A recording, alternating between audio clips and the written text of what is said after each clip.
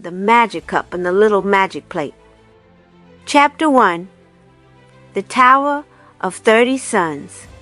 Once, in a kingdom stretched wide under blue skies and green valleys, there stood a tower so vast that it seemed not built by mortal hands, but raised by the very malice of the earth. It rose higher than the clouds, so high that no eye could see its crown. Its girth was monstrous, broad enough to swallow half a country within its shadow. People whispered that it was a prison, and they were right, for 30 princes, the pride of the king's heart and heirs of his throne, had been taken by enchantment. A witch, old and merciless, had bound them in cruel spellcraft, twisting their noble forms into dreadful guards. They marched endlessly upon the battlements, clad in spectral armor, faces grim, voices silent. Below them, the stairways of the tower were death themselves. Any who dared ascend were met by the thunder of stone spheres, rolling down with bone-crushing fury, and balls of fire that crackled like the wrath of the heavens. The land around the tower lay scarred and blackened, unsafe for man or beast. For this reason the king forbade all to approach it. But no law could forbid grief. Each night the king sat upon his throne of carved oak and mourned. His halls echoed not with laughter but with sorrow, for his 30 sons, his hope, his very lineage were lost to him. And he knew well whose hand had wrought this ruin. The witch. Once, years past, she had come to his gates disguised as nothing more than an old beggar woman. Her cloak was ragged, her feet bare, her voice quivering as she asked for bread and shelter. But the king, proud and hard, had scorned her. He had sent her away with harsh words. "How could I have known?" he whispered now, each night, hands trembling against his brow. "How could I have known she was a witch? But a witch you must never turn away, for if you do, you will regret it your whole life." So it was. Since that day the king had learned his lesson well. Every beggar at his gates found bread, warmth, and coin. He clothed the ragged, fed the starving, and bowed his head before the broken. For he knew now that every wandering soul might wear hidden power. Chapter 2. The Beggar's Tale. It was on such a day that a stranger came, thin as a reed, with dust upon his robe and eyes that glittered as though they had seen wonders no common man had seen. He bowed before the king. "King," he said, his voice hoarse from travel, "I have heard the sorrow that has befallen you. I come from a foreign land, far beneath the earth where light is scarce. I have lived long underground, and once there I saw the witch herself. She carried with her a cup, a magic cup that never runs empty. I followed her, for I knew it was no common vessel. She came at last to a well of light, and there she vanished. I too dared the well. A flare of lightning seized me, and suddenly I stood upon the tower where your sons are bound. Truly they have become dreadful guards, their marching like thunder, their gaze fierce and cold. Yet I was unseen, for the well had made me invisible. The witch was gone, carrying her magic cup deep underground. But there upon the tower lay another treasure, a magic plate that is never empty. I took from it, and lo, I rose up into the air. How high I went, I cannot say. Higher than any bird, higher than clouds. And there I entered a realm where no mortal has walked. In that world lived fairytale figures, beings wondrous beyond telling. They spoke to me. They said your sons carry within them secret tales, fairy tales never yet told, and only when those tales are spoken will the spell be broken. The king rose at once, hope blazing in his weary eyes. He sent heralds throughout the land, calling the finest tellers of tales, wise women poets, bards, and wanderers with tongues of silver. They came in droves to his court, and night after night the halls were filled with stories, tales of dragons and maidens, kings and tricksters, worlds below and worlds above. But nothing happened. The princes did not stir. Chapter 3, The Well of Light. When the storytellers failed, the king summoned the beggar once more. "Tell me," said the king, voice heavy with desperation, "where is this well of light? Where did you see the witch vanish?" The beggar's eyes gleamed like lanterns in the dark. "I will show you, my king," So it was that the king sent 10 of his bravest footmen, armored and armed, to go with the beggar to the place underground. They marched through caverns damp with dripping water, through tunnels where the air grew thin, until at last they stood before the well of light. Its glow was blinding, a column of radiance that seemed to pierce both heaven and hell. But they were not alone. The witch was waiting. She stood with her crooked staff, her hair a storm of tangled silver, her eyes burning like embers. With a laugh that split stones, she lifted her hand, and a flare of light engulfed the soldiers. The 10 footmen froze. Their armor hardened, their faces stiffened, their blood turned to stone. Statues they became, standing eternally by the well's edge, guards not of their will but of the witch's command. Only the beggar was spared, for he moved swiftly. His hand darted forward and seized the magic cup that glimmered by the well. Before the witch could strike again, he raised it to his lips and drank. The earth opened, shadows swallowed him whole, and he sank deeper, deeper than any man had ever gone. Chapter 4. The realm beneath. Long was his descent. Time itself seemed to unravel in the dark. He did not know if days passed or years, only that the cup bore him onward. At last he came to a place so deep that no sun or moon could ever touch it. Yet it was not barren, for there dwelled the most marvelous fairy tale figures, creatures of dream and wonder, beings with wings of crystal, beasts with voices like harps, children who carried fireflies in their palms. They welcomed him, for they had long awaited a messenger. We once lived together with the fairy tale realm above the air, they told him, but the witch in her malice tore the realms apart. She hid our stories within the light well. Only when those hidden tales are told shall the realms be joined again. The beggar listened, his heart burning with purpose. Then, cup in hand, he returned to the king. Again the king summoned the greatest storytellers, not only of his land but of distant kingdoms. They came with tongues sharpened by lore, with voices seasoned by legend. They spoke tales strange and beautiful. Yet still the princes marched in silence, their spell unbroken. Chapter 5. The 2 treasures united. Then the beggar spoke. My king, I have both treasures now, the magic plate which lifts into the air, and the magic cup which carries beneath the ground. Alone, each leads to a broken realm, but together they may bridge the worlds. The king, seeing no other hope, agreed. Thus began a new age in the kingdom, the age of journeys. With the plate, they soared to the airy realm of wonders. With the cup, they descended to the hidden realm beneath. And in those journeys, the 2 realms met again. Fairy tale figures of air and figures of earth gathered. They spoke, they feasted, they told their stories. Stories poured like rivers, tales of joy, sorrow, trickery, and courage. And slowly, so slowly, the spell began to crack. One night in the nearest city, the people awoke to a strange sight.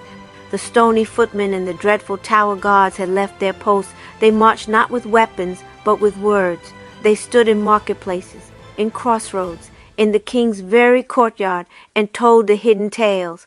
The air trembled with stories. The stones wept, the fires softened. Chains unseen were broken. And at last the king, his heart trembling, embraced again his 30 sons and his 10 footmen. Flesh had returned to them, life to their eyes. So it was that grief gave way to joy, and the spell of the witch was undone by the power of stories long untold. The Speaking Tower, Chapter 1. The Voice of Stone. There was once another tower, where the first was a place of silence broken only by the marching of bewitched sons. This one was loud, so loud that the very earth trembled. It was called the Speaking Tower. Whenever a soul dared to set foot upon its winding stairs, the tower itself roared. Its voice was thunder, its cry a gale that struck the flesh and rattled the bones. No one could climb far, for the sound was too mighty to endure. The tower shouted, and all who tried to climb fled in terror. Yet whispers reached the king that wonders dwelled at its heights, treasures hidden in its halls, mysteries waiting to be claimed. And so the king, ever restless, for kings are seldom satisfied, desired to know what lay within. Chapter 2, The Deaf Man's Journey. Bring me a man who cannot hear, the king commanded, for such a one will not fear the tower's voice. They found him, a man with ears like carved stone, deaf since birth.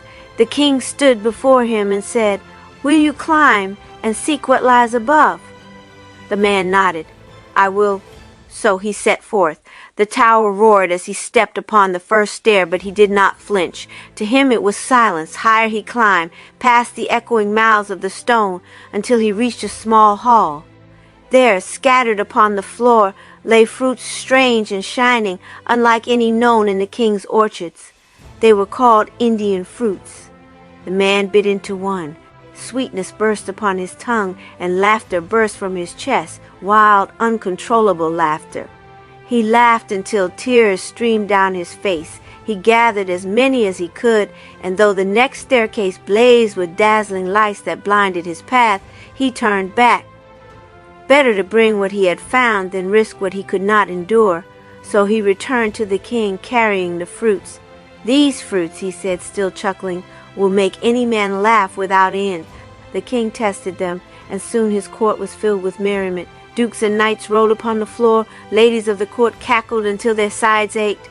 For days the palace rang with unstoppable laughter. But the king was not satisfied. Chapter 3, The Blind Man's Journey. "Bring me a man who cannot see," said the king. They found him, a man whose eyes were white as milk. To him the tower's lights would mean nothing, yet he could not endure the roar of the first staircase, so the deaf man returned to help. He climbed again, reached the first hall, and cast down a rope through a narrow window. With it they raised the blind man up. Now the blind man stood within the tower, and he began his climb. He passed through the blinding lights unharmed, and found another hall. Here lay Indian gems, gleaming stones that burned with strange power. Though he could not see them, his fingers brushed their edges, and suddenly sorrow overwhelmed him. Tears fell like rivers down his cheeks. He wept and wept, inconsolable. Still he gathered what he could, clutching the gems though they brought him grief. Higher he tried to climb, but the staircase grew hotter with every step. The heat scorched his skin, burned his breath. At last he could go no further. He turned back with the gems and returned by rope to the first hall, and from there to the king. "These stones," he said between sobs, "bring sorrow to all who touch them."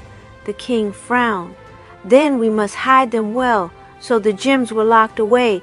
But one day a robber broke into the castle and found them. He grasped them greedily, only to collapse in tears, his heart shattered with regret. He came before the king, wailing, confessing every crime. Then the king understood.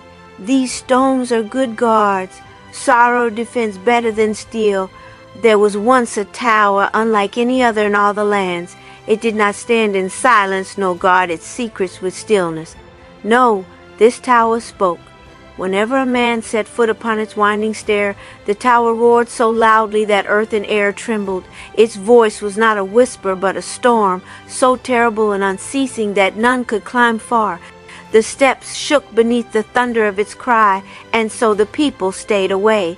But word reached the king that treasures lay hidden high within this tower, wonders beyond imagination. His heart grew restless, for kings are seldom satisfied with what is within their reach.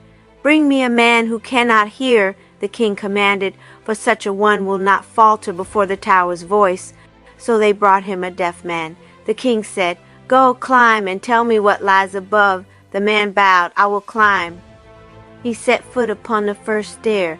The tower shouted, its voice like 1,000 thunders, but the man heard nothing.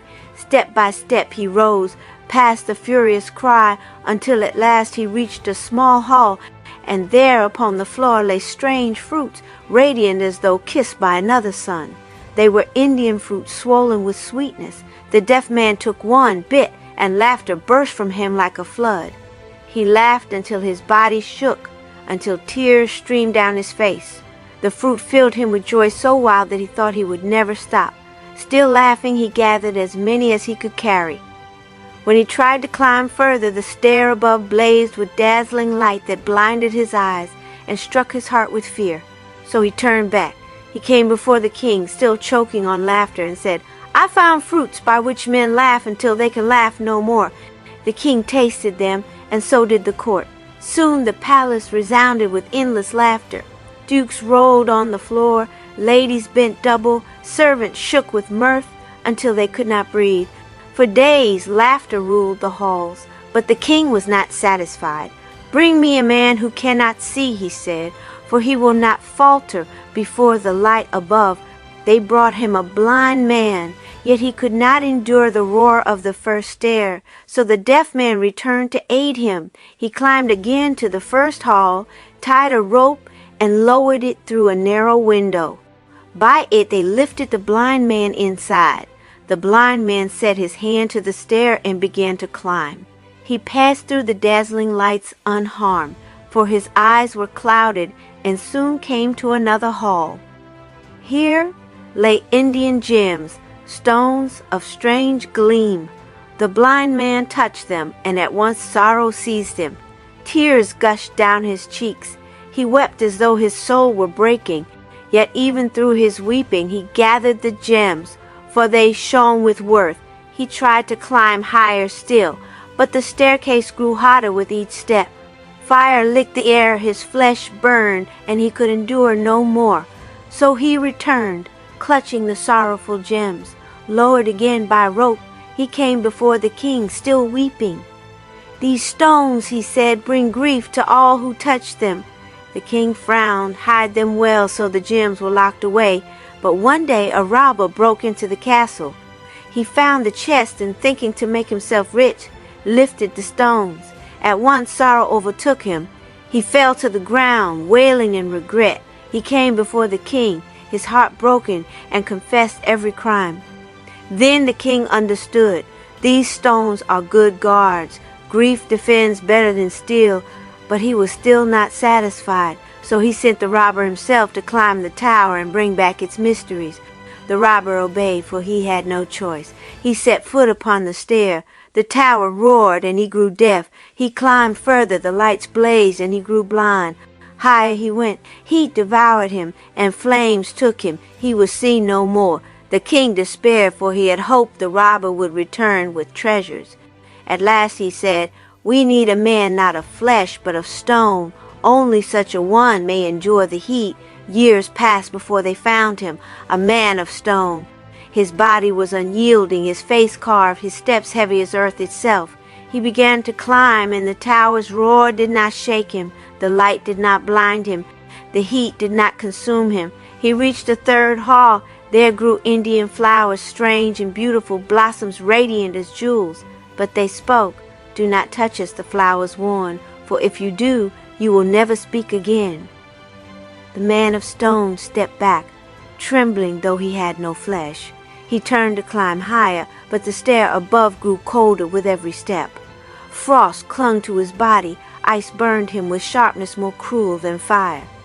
Shaking, he fled back to the hall, and then to the king.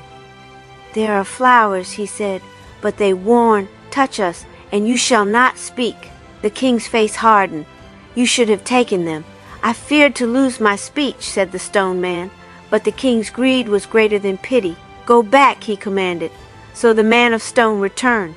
He seized the flowers, as many as he could, and at once his voice was gone. He came mute before the king, arms filled with blossoms.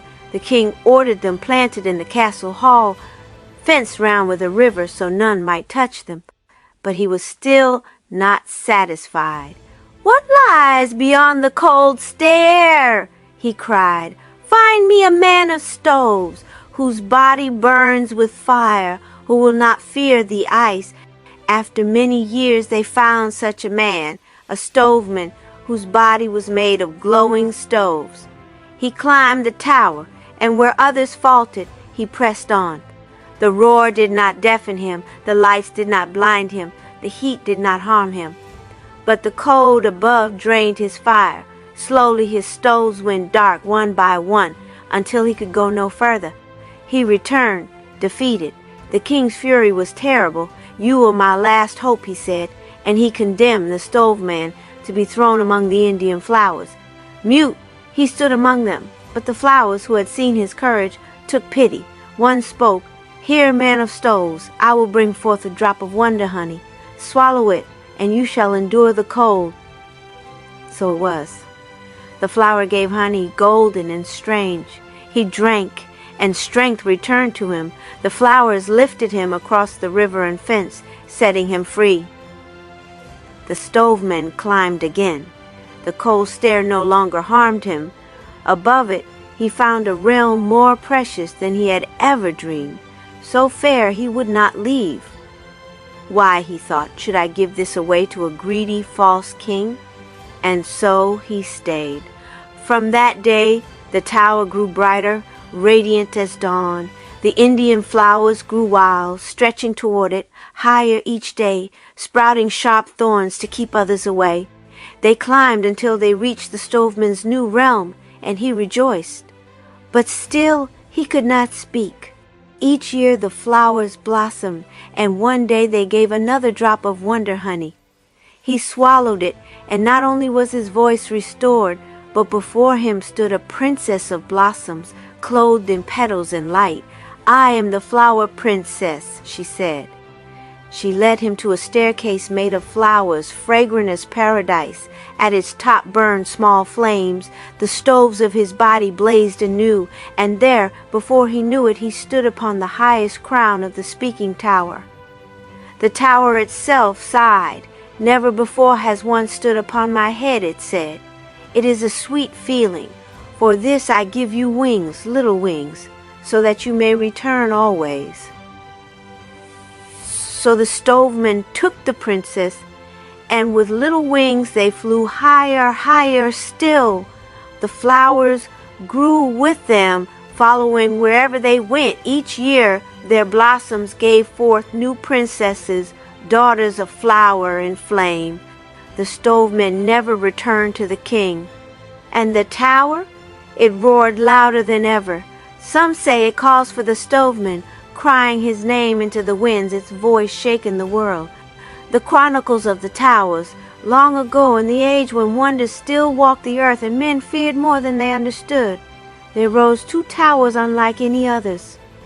One was the tower of the enchanted princes, carved from black stone, high as the clouds, its crown lost in mist. The other was the speaking tower, whose voice thundered whenever a man set foot upon its stair, shaking earth and sky with its cry. Both towers were feared, both towers were coveted, and both would shape the fate of a king, his kingdom, and all who dared approach. The king's desire. There was a king whose hunger was never sated. Gold could not still him, nor laughter, nor victory. When he heard that treasures lay within the two towers, one filled with princes held by enchantment, the other with fruits, gems, flowers, and wonders of strange lands, he vowed to possess them all. He sent his heralds across the kingdom, crying, "Bring me climbers, bring me men of stone and men of fire, bring me the deaf, the blind, the strong, the wretched. Whoever reaches the crowns of the tower shall be richly rewarded." And so began the trials. The princes in the first tower. First, 7 princes of noble birth sought to break the spell of the tower of enchantment. They vanished one by one, swallowed by its winding stair, never to return. Their youngest brother, full of courage, set out with loyal companions. They faced beasts of shadow, riddling voices, doors that demanded tears for keys. At last, in the tower's heart, they found the princess bound by a sorceress's spell. She laughed, her voice sharp as glass. 7 brothers bound, and soon an 8th. Who dares break my binding shall lose all he loves. But the youngest prince, with steadfast heart, broke her enchantments through trials of fire, water, and truth. The brothers were freed, yet the sorceress fled, vowing vengeance. And the tower groaned, its spell half broken, half alive, as though waiting for another fate, the deaf man and the fruits of laughter.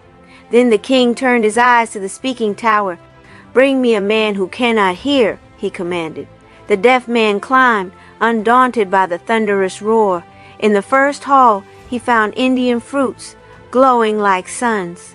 He bit one, and laughter seized him, so wild he could scarcely breathe. He brought them down, and soon the palace echoed with endless mirth. But laughter grows thin when hunger for power gnaws the blind man and the gems of sorrow. "Bring me a man who cannot see," said the king. With the help of the deaf man, the blind man climbed. He passed the blazing lights unharmed and found the hall of Indian gems. He touched them, and sorrow pierced him. He wept without end, yet carried them down. The king hid them away, but when a robber stole them, grief broke him until he confessed every crime. The king, seeing their power, used them as guards. Sorrow, his jailer, tears his sword. The robber's doom, but still unsatisfied, the king sent the robber himself to climb.